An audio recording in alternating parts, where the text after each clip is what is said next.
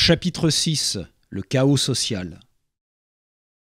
Nous n'entendons pas dans cette étude nous attacher spécialement au point de vue social, qui ne nous intéresse que très indirectement, parce qu'il ne représente qu'une application assez lointaine des principes fondamentaux et que par conséquent, ce n'est point dans ce domaine que pourrait, en tout état de cause, commencer un redressement du monde moderne.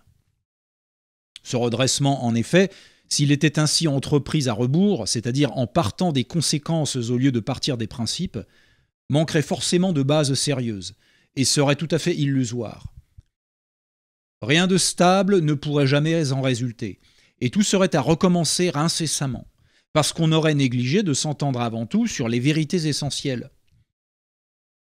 C'est pourquoi il ne nous est pas possible d'accorder aux contingences politiques, même en donnant à ce mot son sens le plus large, une valeur autre que celle de simples signes extérieurs de la mentalité d'une époque. Mais sous ce rapport même, nous ne pouvons pas non plus passer entièrement sous silence les manifestations du désordre moderne dans le domaine social proprement dit.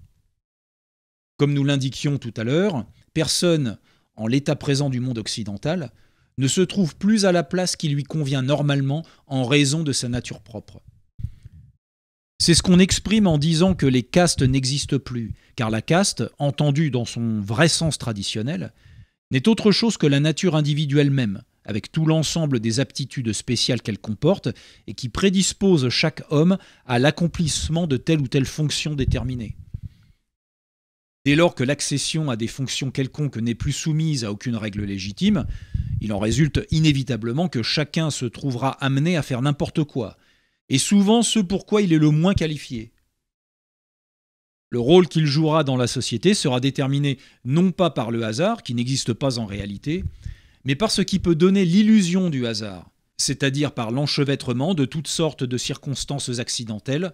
Ce qui interviendra le moins, ce sera précisément le seul facteur qui devrait compter en pareil cas.